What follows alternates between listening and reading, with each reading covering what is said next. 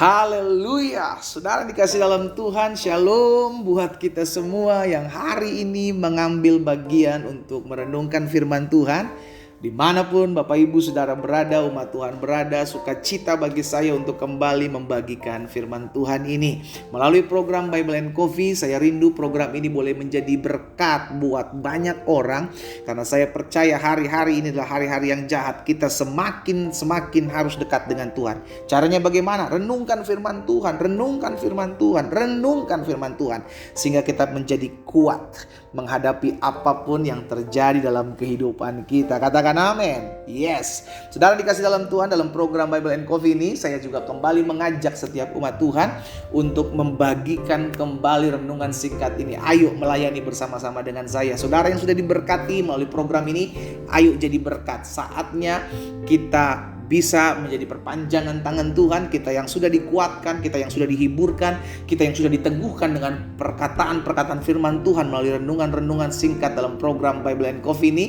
Bagikan kembali sehingga ada banyak umat Tuhan terus diingatkan akan janji-janji Tuhan. Ada banyak umat Tuhan terus diingatkan bahwa tidak pernah dia berjalan seorang diri. Ada banyak umat Tuhan terus mengalami janji Tuhan dalam kehidupannya. Mari saudara yang dikasih dalam Tuhan, kita juga akan kembali mendengarkan firman Tuhan. Kita berdoa, kita datang kepada Tuhan. Bapak, terima kasih buat hari ini. Kami bersyukur karena hari ini kami ada di hari terakhir dalam minggu berjalan ini. Kami berterima kasih kepada Tuhan karena kami tahu apapun yang terjadi dalam hidup kami selama kami bergantung kepada Tuhan, kami percaya ada saja pertolongan Tuhan, ada saja kekejutan-kekejutan yang baik yang Tuhan ciptakan dalam hidup kami. Sehingga sungguh kami berkata, apapun yang terjadi, Allah di pihak kami cakap menanggung segala perkara. Roh Kudus sampaikan sesuatu bagi kami, urapi kami dengan roh hikmat dan wahyu, sehingga kami mengerti akan kebenaran, dan biarlah kebenaran ini yang memerdekakan hidup kami. Di dalam nama Yesus Kristus Tuhan kami berdoa. Haleluya. Amin, amin. Puji Tuhan. Saudara dikasih dalam Tuhan, Alkitab pernah mencatat satu tempat yang dinamakan oleh bangsa Israel yang saya mau bagikan hari ini, yakni Tabera. Saudara yang dikasih dalam Tuhan, Tabera. Dan ayat ini, tempat ini dicatat dalam Bilangan pasalnya yang ke-11, ayat 1 sampai dengan ayatnya yang ke-3. Apa itu Tabera? Kita akan belajar sama-sama ya. Bilangan 11 ayat 1 sampai dengan ayat yang ke-3. Suatu kali bangsa Israel bersungut-sungut di hadapan Tuhan tentang nasib buruk mereka. Dan ketika Tuhan mendengarnya, bangkitlah murka Allah. Kemudian menyalalah api Tuhan di antara mereka dan merajalela di tepi tempat perkemahan. Saudaraku, api Tuhan bicara tentang hadirat Tuhan, penyertaan Tuhan, kuasa Tuhan. Tapi api Tuhan yang menyertai, menolong, membela bangsa Israel juga bisa menjadi api yang menghanguskan, yang melululantahkan bangsa Israel. Ketika apa? Ketika mereka bersungut-sungut. Ya, kita tahu bersama tentang tiang api, di mana ada tiang awan dan tiang api. Tiang awan di mana Tuhan berjalan di depan bangsa Israel untuk mereka tidak mengalami kepanasan di padang gurun. Tiang api berbicara tentang juga penyertaan Tuhan di malam hari agar bangsa Israel yang berjalan di tengah-tengah padang gurun tidak mengalami kedinginan dan diterangi oleh api Tuhan. Tapi ada satu peristiwa di mana api Tuhan merupakan kemurkaan Tuhan terhadap bangsa Israel. Kenapa? Karena mereka bersungut-sungut. Bangkitlah murkanya. Kemudian menyalalah api Tuhan di antara mereka dan merajalela di tepi tempat perkemahan. Ayat 2. Lalu berteriaklah bangsa itu kepada Musa, dan Musa berdoa kepada Tuhan, maka padamlah api itu. Sebab itu, lihat saudara, orang menamai tempat itu, tempat di mana? Tempat terjadinya bangsa Israel bersungut-sungut dan api Tuhan, murka Tuhan turun atas mereka karena telah menyala api Tuhan di antara mereka. Dinamai tempat itu apa? Tabera. Tabera adalah tempat di mana Tuhan murka karena melihat persungutan bangsa Israel. Kita lihat kembali ya di ayat yang pertama ya saudara ya. Suatu kali bangsa itu bersungut-sungut di hadapan Tuhan tentang nasib buruk mereka. Jadi dalam kita mengiring Tuhan bukan berarti nggak ada sesuatu yang buruk yang bisa menimpa kita. No, bisa aja hal itu terjadi dalam kehidupan kita. Tapi yang Tuhan Yesus sedang ajarkan, firman Tuhan sedang ajarkan kepada setiap kita adalah jangan bersungut-sungut sekalipun keadaan yang hari-hari ini kau alami, keadaan yang mungkin menyulitkan hidupmu, keadaan yang mungkin menyusahkan kehidupanmu. Tapi hari ini kita diingatkan satu hal ini. Jangan bersungut-sungut ketika sesuatu yang terjadi di luar kendali kita itu tidak kita inginkan. Misalkan kita difitnah, misalkan kita mengalami kerugian, misalkan kita ikut Tuhan dengan kesetiaan, tapi tiba-tiba kita mengalami perselingkuhan yang dilakukan oleh pasangan kita. Sudah dikasih dalam Tuhan. Hal-hal seperti itu bisa saja masih menimpa kehidupan kita. Mungkin sebagian saudara berkata, tapi pendeta katanya ikut Tuhan disertai Tuhan, katanya ikut Tuhan dibela. Betul, ikut Tuhan disertai Tuhan. Betul, ikut Tuhan dibela Tuhan, tapi bukan berarti hal-hal yang baik-baik itu tidak, hal-hal yang tidak baik itu, hal-hal yang buruk tidak bisa menimpa hidup kita. Lihat Ayub, lihat Yusuf, lihat Daud. Kurang penyertaan Tuhan seperti apa mereka orang-orang ini. Tapi apakah mereka tidak mengalami peristiwa yang buruk? Ayub, kalau menurut pemandangan manusia itu hancur-hancuran saudara.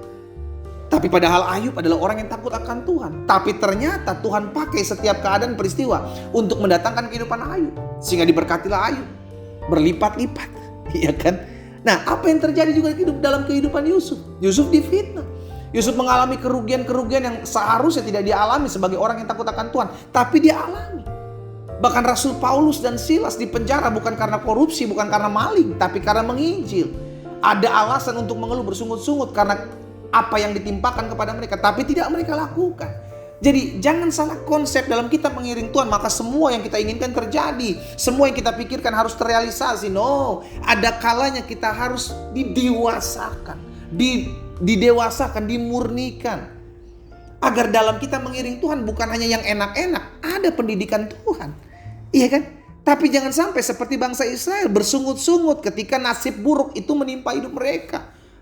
Jadi kalau hari-hari ini sedang kau mengalami krisis, engkau hari-hari sedang mengalami kelemahan tubuh, engkau hari-hari sedang mengalami kesusahan-kesusahan yang memang Tuhan izinkan, kita belum mengerti why, kenapa hal ini terjadi. Tapi jangan sampai kita bersungut-sungut. Ingatlah Tabera. Ingatlah peristiwa di mana Tuhan justru murka. Ngelihat persungutan bangsa Israel, Tuhan gak suka gitu saudara. Lihat bangsa Israel akhirnya tidak ada yang masuk dalam tanah perjanjian. Yosua dan Kaleb ya. Kenapa? Karena sebagian mereka adalah mati dalam perjalanan karena mereka bersungut-sungut. Alkitab katakan, stop mengeluh, stop komplain, stop bersungut-sungut. Jalani hidupmu dengan tetap berharap kepada Tuhan. Kita belum mengerti betul apa yang terjadi hari ini. Justru karena kita belum mengerti kenapa hal ini terjadi, jangan langsung ambil buru-buru kesimpulan. Karena kita belum mengerti, tetap tenang dan tetap percaya bahwa apapun yang terjadi yang saya belum mengerti hari ini, itu akan mendatangkan kebaikan dalam hidup saya. Saya percaya Tuhan. Nah, disinilah akhirnya dituntut kepercayaan kita kepada Tuhan. Ya, jadi peristiwa tempat Tabera, biarlah itu merupakan pengingat dalam kehidupan kita. Kalau suatu hari nanti sesuatu yang tidak ingin kita terjadi dalam hidup kita, itu bisa terjadi. Sesuatu yang mungkin tidak pernah kita harapkan terjadi dalam hidup kita. Stop mengeluh, stop bersungut-sungut, stop cari-cari kesalahan orang lain. Ingatlah, Allah turut bekerja di dalam segala sesuatu untuk mendatangkan kebaikan dalam hidup kita.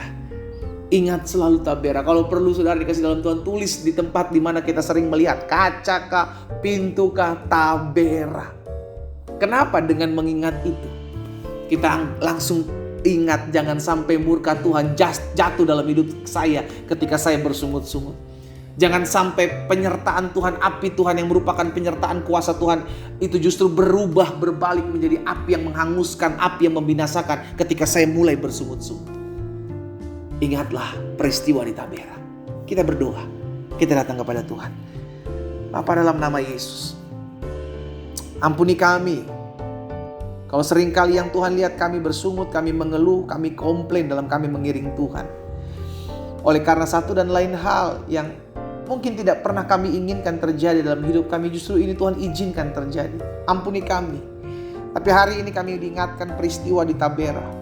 Agar kami stop mengeluh, stop komplain, stop bersungut-sungut. Karena kami tahu Hidup kami ada dalam tangan Tuhan. Allah turut bekerja dalam segala sesuatu untuk mendatangkan kebaikan atas hidup kami.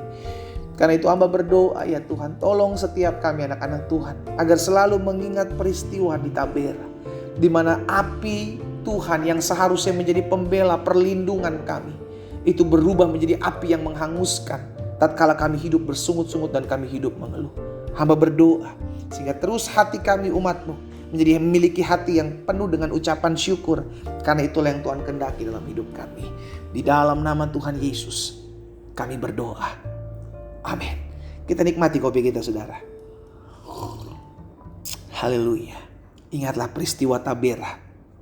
Jangan sampai api Tuhan membinasakan kita, menghanguskan kita, karena kita hidup bersungut-sungut kepada Tuhan. Tuhan Yesus memberkati.